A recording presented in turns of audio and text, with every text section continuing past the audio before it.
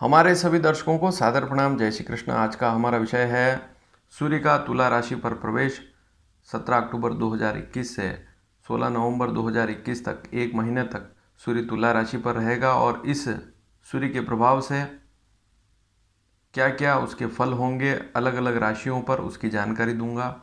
और इस एक महीने में ऐसी कौन सी राशियां हैं या ऐसे कौन से योग, यदि जो स्थितियां मैं बता रहा हूं ऐसी स्थिति यदि आपकी कुंडली में भी बन रही है तो इस एक महीने में कुछ ऐसी स्थितियां हैं, कुछ ऐसे योग हैं, उनसे आपके सगाई से संबंधित योग या विवाह का रिश्ता पक्का होना, विवाह की बातचीत होना, इस प्रकार के योग अवश्य बनेंगे।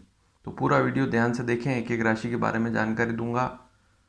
सबसे पहले तो आप यह समझें कि यह सूर्य तुला राशि पर है तो सामान्य भाषा में तो इसे नीच का सूर्य कहा जाता है, लेकिन इस स्थिति में सूर्य की दृष्टि मेष राशि पर होगी तो दृष्टि भी देखनी बहुत ज़रूरी है। सूर्य की दृष्टि उच्च की रहेगी मेष राशि पर, तो एक जगह जहाँ पर सूर्य नीच का बैठा हुआ है वहाँ उसका अशुभ प्रभाव हो सकता है, लेकिन जहाँ देख रहा है वहाँ शुभ भी अवश्य करेगा। 4 राशियों के लिए बहुत अच्छी स्थिति है, 5 राशियों के लिए सामान्य मध्यम स्थिति है और 3 राशियों के लिए थोड़ी सावधानी वाली स्थिति है, उसको भी समझना होगा। और 2 ऐसी राशियाँ हैं उनके लिए विवाह के योग भी बनेंगे। और अब इसमें एक महत्वपूर्ण बात और है कि सूर्य यदि नीच का हम मानते हैं तो विशेषकर वह 10 डिग्री तक नीच का रहता है तुला राशि में, 0 से 10 डिग्री तक। अब 17 अक्टूबर को अगर तुला राशि पर गोचर प्रारंभ हो जाएगा उसका, तो ऐसी स्थिति में वह 10 दिन तक नीच अवस्था में रहता है। और यदि नवमांश चार्ट को देखें उस समय तो केवल 3.25 दिन, 3 दिन और 8 घंटे 10 घंटे मान लें, तब तक उसका विशेष नवमांश में भी नीच का और लग्न में भी अगर कुंडली गोचर वाली स्थिति देखें तो वहाँ पर भी नीच का होता है। आज जो स्थिति बता रहा हूँ यह चंद्र कुंडली के आधार पर बता रहा हूँ। आपकी जो राशि है उसका सीधा संबंध है चंद्र राशि से, तो ध्यान से इस वीडियो को देखें, लेकिन इसका सीधा संबंध है आपकी राशि से। तो राशियों के बारे में जो जानकारी दे रहा हूँ यहाँ पर, राशियों का सीधा संबंध है आपकी जन्म राशि से। आपकी कुंडली में चंद्रमा जिस अंक पर लिखा हुआ है वही आपकी जन्म राशि होती है, उसे चंद्र राशि भी कहते हैं और उसी के आधार पर चंद्र कुंडली बनती है। तो चंद्रमा से सूर्य की स्थिति क्या है और उसके क्या फल हो सकते हैं, वही जानकारी इस वीडियो में राशि अनुसार दी जा रही है। तो वहाँ पर आपको जन्म राशि चंद्र राशि देखनी है। अब सबसे पहले बात करें मेष राशि की, तो मेष राशि वालों के लिए यह सूर्य 7वां होगा, सप्तम। आपकी जो चंद्र कुंडली है वहाँ पर आप देखेंगे कि लग्न में, चंद्र कुंडली में सबसे पहले भाव में एक अंक लिखा होगा, वहाँ से सूर्य 7वां पड़ेगा। तो ऐसी स्थिति में मेष राशि वालों के लिए विवाह वाले मामलों में यह सूर्य शुभ रहेगा।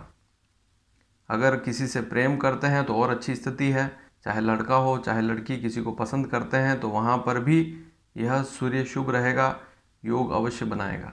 हाँ, थोड़ी सी जल्दबाजी से आप अवश्य बचें। शारीरिक स्थिति इसमें अच्छी रहती है। शारीरिक तौर पे देखें तो सूर्य की सप्तम दृष्टि मेष राशि पर ही है, उच्च की दृष्टि है, तो कोई समस्या वाली बात नहीं। शारीरिक तौर पे तो आप बलवान रहेंगे, लेकिन व्यर्थ प्रपंच से आपको बचना होगा। इसके अलावा आपको क्या क्या सावधानियां रखनी होगी वे भी आप सुन लें। एक सबसे पहली स्थिति तो आप यात्रा कर रहे हैं तो थोड़ी सी सावधानी रखें, व्यर्थ यात्रा से बचें। रोग के मामलों में कोई बड़ी समस्या नहीं है। यदि कोई पुरानी समस्या है या किसी को यूरिनरी रोग है तो उनको थोड़ा सा ध्यान अवश्य देना होगा, बाकी कोई समस्या वाली बात नहीं है।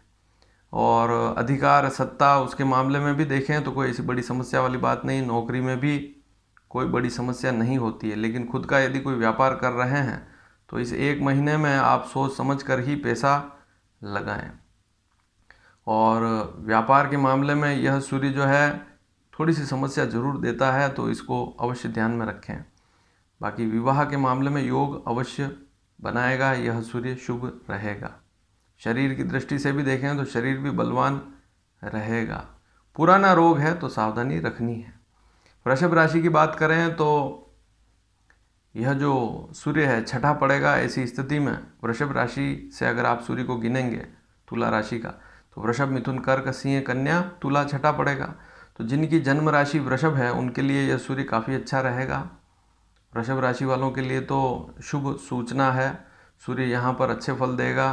कोई शत्रु है तो वो भी डर कर भाग जाएगा, या कोर्ट कचहरी का कोई केस है तो समाप्त हो जाएगा, वहाँ पर भी आपको फ़ायदा मिलेगा। किसी लेन देन के मामले में यदि आप किसी से पैसा मांगते हैं तो वहाँ पर भी आपको सफलता अवश्य मिलेगी। तो कुल मिलाकर शत्रुनाश वाली स्थिति है। मान सम्मान की वृद्धि होगी। बड़े बड़े खर्चे अवश्य होंगे, लेकिन वे भी आपको लाभ देने वाले होंगे। हो सकता है मकान पर खर्चा हो, या वाहन पर खर्चा हो, या यात्रा पर खर्चा हो, या अन्य कोई सामग्री जो आप घर में ला रहे हैं वह आपके लिए शुभ रहेगी, वह खर्चा अशुभ नहीं रहेगा। तो वृषभ राशि वालों के लिए यह स्थिति अच्छी रहेगी। इसके अलावा जो पारिवारिक सुख हैं वहाँ पर भी कोई समस्या वाली बात नहीं है, तो इस बात को भी आप नोट कर लें। अब बात करते हैं मिथुन राशि की। मिथुन राशि, जिनकी जन्म राशि मिथुन है, चंद्र राशि, उनसे यह सूर्य कौन सा पड़ेगा आप गिने? मिथुन, कर्क, सिंह, कन्या, तुला, पांचवा पड़ेगा। तो पांचवा सूर्य मध्यम होता है, न ज़्यादा शुभ न ज़्यादा अशुभ। अब इस स्थिति में क्या होगा कि पंचम भाव जो है वह पेट का है, शिक्षा का है, संतान का है। खाने पीने पर थोड़ी सी सावधानी रखें। इस समय में त्यौहार भी आएंगे तो थोड़ा सा खान पान पर संयम रखें, पेट का ध्यान रखें। जो पहले से ही पेट के रोगी हैं उनको तो ध्यान देना ही है। और जिनकी मिथुन लग्न की कुंडली है और जिनकी कुंडली में पंचम में सूर्य बैठा हुआ है तो उनको तो विशेष ध्यान देना ही है। और सूर्य की दशा भी है, तो ऐसी स्थिति में तो और बड़ी समस्या हो सकती है। तो मिथुन राशि वालों को पेट संबंधित रोगों पर ध्यान देना है, शिक्षा पर भी ध्यान देना है। कोई कंपटीशन एग्ज़ाम है तो इस एक महीने में आपको विशेष ध्यान देना होगा। कहीं ध्यान हट जाएगा तो फिर आने वाले समय में उस एग्ज़ाम में जितना लाभ मिलना चाहिए नहीं मिल पाएगा। तो ये जो एक महीना है थोड़ा सा ध्यान देवें।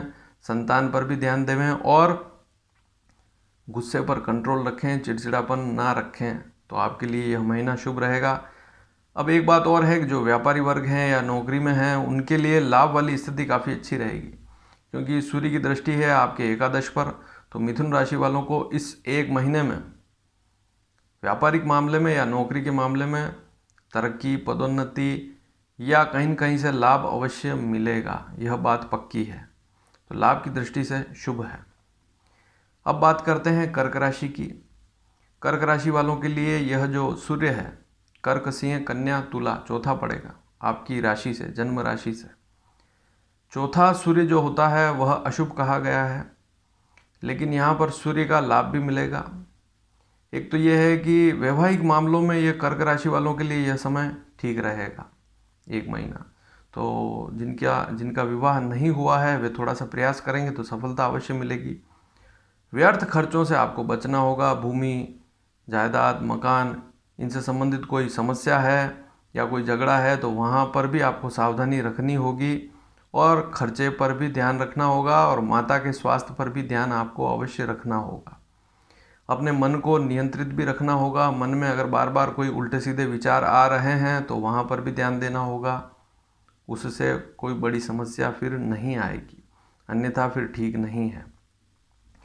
सूर्य की दृष्टि आपके दशम स्थान पर भी है। आपकी राशि से देखें तो वहाँ पर कामकाज में आपको कोई बड़ी समस्या आने वाली नहीं है, लेकिन खर्च के मामलों में या भूमि, मकान, वाहन, इनसे संबंधित जो समस्याएं हैं या पुरानी कोई समस्या हैं तो वहाँ पर इस एक महीने में ध्यान अवश्य दें।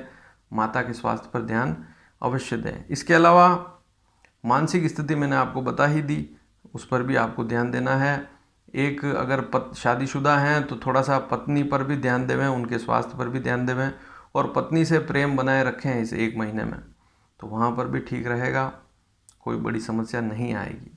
अब बात करते हैं सिंह राशि की। सिंह राशि से यह सूर्य तीसरा रहेगा। सिंह, कन्या, तुला, तीसरा लग्न का स्वामी होकर, अर्थात आपकी राशि का स्वामी होकर तीसरा पड़ा हुआ है। आपकी राशि से तीसरा है, यह बहुत ही शुभ होता है। नीच का होकर भी शुभ होता है। वैसे तो यूँ देखें तो किसी की मेष लग्न की कुंडली है, किसी की धनु लग्न की कुंडली है, या किसी की सिंह लग्न की कुंडली है। मेष, सिंह, धनु, इन 3 लग्नों में सूर्य नीच का होकर भी शुभ फल देता है यदि वह दशा में हो तो वहाँ पर भी लाभ मिलता है। अब राशि से तीसरा है, सिंह राशि वालों के लिए सूर्य 1 महीने तक तीसरा रहेगा। ऐसी स्थिति में इनके पराक्रम मान सम्मान में वृद्धि होगी। छोटे भाई बहन है तो वहाँ से भी लाभ मिलेगा। हाँ, नाक कान गले की कोई समस्या है तो वहाँ थोड़ा सा ध्यान आप अवश्य देवें। धन का सुख मिलेगा, आनंद मिलेगा, विवाह के भी योग बनेंगे, ससुराल से लाभ मिलेगा। अगर शादीशुदा हैं तो ससुराल से भी लाभ मिलेगा, और शादी नहीं हुई है तो ससुराल का योग भी बनेगा। तो अगर आप शादी के बारे में विचार कर रहे हैं तो यह 1 महीना आपके लिए काफ़ी अच्छा रहेगा। इसका लाभ उठाएं 17 अक्टूबर से लेकर 16 नवंबर तक। 17 अक्टूबर की दोपहर 1 बजे से 16 नवंबर की दोपहर 1 बजे तक सूर्य तुला राशि पर रहेगा, तो इस बात को समझ लें। अब नीच स्थिति आप मानते तो हैं, लेकिन नीच स्थिति अगर आप सूर्य सिद्धांत पढ़ेंगे तो वहाँ पर नीच किसे कहा है? पृथ्वी से दूरी, सूर्य की जो स्थिति है, पृथ्वी से सूर्य अधिकतम दूरी पर जब होता है वह सूर्य की नीच स्थिति होती है। अगर यूँ देखें तो साल में एक दिन ऐसा होता है, उस दिन सूर्य पृथ्वी से बहुत दूरी पर होता है। इसे अगर आप एक दिन ऐसा होता है जिस दिन सूर्य बहुत नज़दीक होता है, 4 जनवरी को नज़दीक होता है, 3-4 जनवरी को, और 3-4 जुलाई के दिन सूर्य पृथ्वी से बहुत ज़्यादा दूरी पर होता है। एफिलियन, फेरिलियन, अपसोर, उपसोर ऐसे भी इसको बोलते हैं। तो जो सूर्य की दूरी वाली स्थिति है उसे नीच स्थिति कहते हैं। वास्तविक स्थिति तो यही है, तो इसको भी समझना बहुत ज़रूरी है। नीच उच्च क्या है, मंदोच्च, शीघ्रोच्च, यह सूर्य सिद्धांत में आपको मिल जाएगा। अगर आप इसमें इंटरेस्ट रखते हैं तो वहाँ पर इस विषय को पढ़ सकते हैं। तो सूर्य के लिए काफ़ी, सूर्य की जो यह स्थिति है सिंह राशि वालों के लिए काफ़ी अच्छा रहेगा। शत्रु हैं तो उनका भी दमन होगा, और धर्म में रुचि बढ़ेगी, और शुभ समाचार मिलेंगे सिंह राशि वालों को इस 1 महीने में। कामकाज में, भाग्य में, पिता से, सब प्रकार से शुभ स्थिति रहेगी। कन्या राशि की बात करें तो सूर्य आपकी राशि से दूसरा रहेगा। ऐसी स्थिति में यहाँ पर स्वास्थ्य की दृष्टि से देखें तो थोड़ा सा ठीक है, कोई बड़ी समस्या वाली बात नहीं है। मध्यम है सूर्य, अशुभ बिल्कुल भी नहीं है। लेकिन धन को सोच समझकर खर्च करें, यात्राओं पर भी सोच समझकर खर्च करें, जल्दबाजी में खर्चे से बचें, एकदम कोई निर्णय लेकर खर्चा भी ना करें। त्यौहार का सीजन भी है, कोई ऐसी वस्तु पसंद आ जाए जो अनावश्यक खर्च है, उस पर ध्यान नहीं देंगे तो खर्चे बढ़ जाएंगे। तो पहली स्थिति खर्च। आँखों की समस्या जिनको एलर्जी है उनको थोड़ा सा ध्यान देना पड़ेगा, या सीजनल जिनको एलर्जी होती है कन्या राशि वालों को इस समय में विशेष सावधानी रखनी होगी। और काम कर रहे हैं, व्यापार कर रहे हैं तो वहाँ पर भी थोड़ी सी सावधानी रखनी होगी। अनावश्यक व्यापार में पैसा इस समय में नहीं लगाना है, थोड़ा सा ध्यान रखें। बहुत ज़रूरी हो वही खर्च करें। और कामकाज में अगर कोई ऐसा व्यक्ति है उससे सावधानी नहीं रखेंगे तो वहाँ से धोखा भी इस समय में थोड़ा बहुत मिल सकता है। इसलिए यहाँ पर ये सारी बातें आपको समझनी होगी। ज्योतिष एक ऐसा विषय है कि समय रहते ही जागरूक हो जाएं तो फिर उसका लाभ भी मिलता है। तो यही इसका सीधा सिस्टम है। तो अब बात करते हैं तुला राशि की। तुला राशि पर ही सूर्य है। ऐसी स्थिति में उनको वैवाहिक मामलों में तो सफलता अवश्य मिलेगी। 1 महीना जो है तुला राशि वाले लड़के लड़कियां जो भी है विवाह करना चाहते हैं, कहीं बात करेंगे रिश्ते की तो बात पक्की हो जाएगी, रिश्ता पक्का हो जाएगा, क्योंकि सूर्य की सप्तम स्थान पर उच्च की दृष्टि है। लेकिन शारीरिक तौर पर यह सूर्य थोड़ी सी समस्या देता है, जैसे बुखार है, सिर दर्द है, आँखों की समस्या है, चिड़चिड़ापन है, क्रोध है, उपद्रव करते हैं। बहुत से लोग जिनकी आदत शुरू से ही सही नहीं है, गुस्सा करते हैं, उनको तो विशेष सावधानी रखनी ही होगी। तुला राशि वालों को किसी से व्यर्थ झगड़ा नहीं करना है, किसी दूसरे के मामले में इस 1 महीने में बिल्कुल भी नहीं बोलना है। कोई नया काम कर रहे हैं तो भी सावधानी पूर्वक करना है, तो आप सफल होंगे, आपको कोई समस्या नहीं होगी। दौड़ भाग से आपको बचना है, और इस समय में थोड़ा परिश्रम अधिक होगा लेकिन लाभ अवश्य मिलेगा। परिश्रम करेंगे तो लाभ अवश्य मिलेगा। या 1 महीना जो है परिश्रम का भी है, मेहनत करेंगे तो लाभ मिलेगा। और थोड़ा सा व्यवहार पर ध्यान अवश्य दें। वृश्चिक राशि की बात करें तो वृश्चिक राशि वालों के लिए यह जो सूर्य है 12वां पड़ेगा।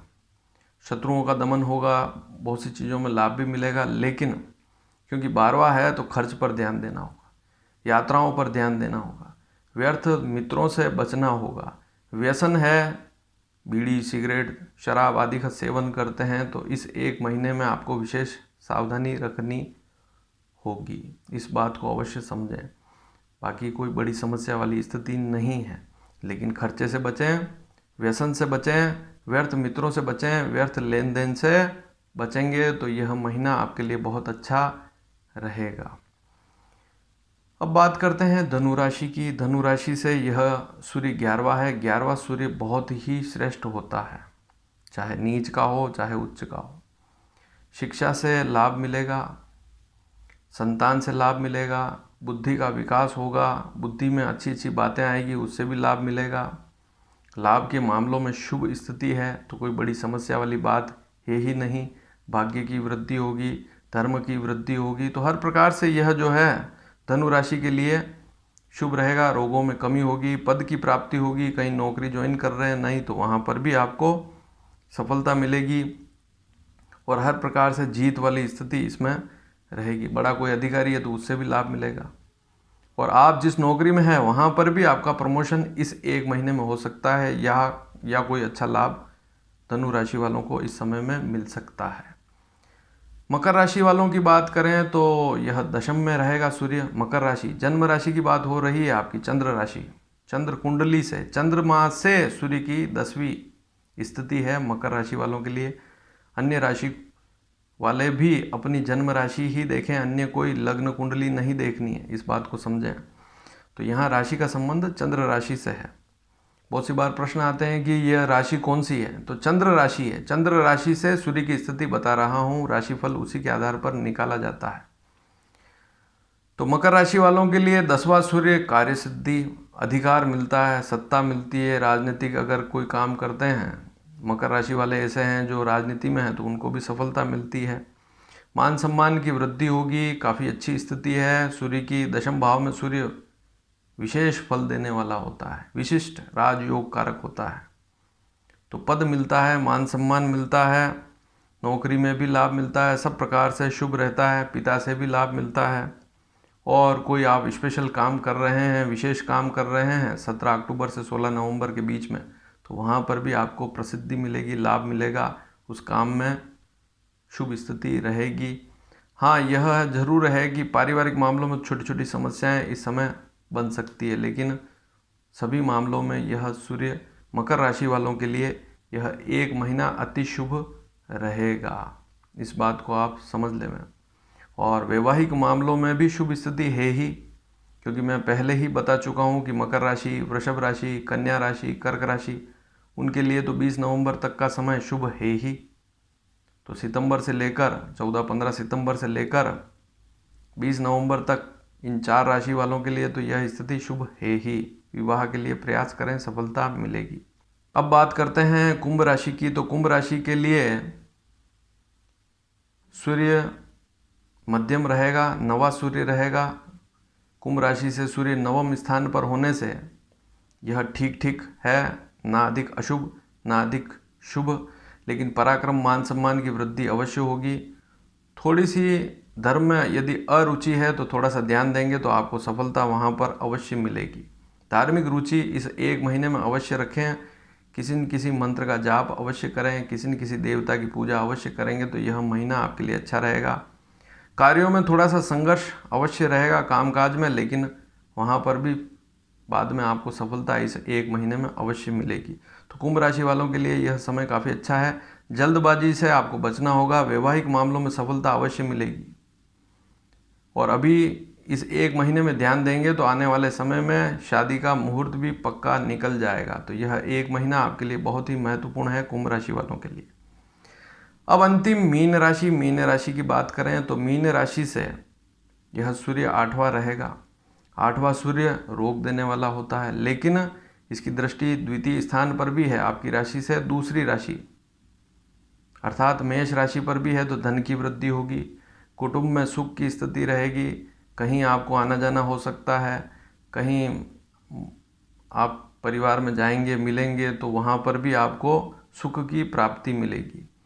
तो घूमना फिरना हो सकता है, वहाँ से लाभ मिल सकता है, कुटुंब के लोगों से लाभ मिल सकता है, धन की वृद्धि होगी।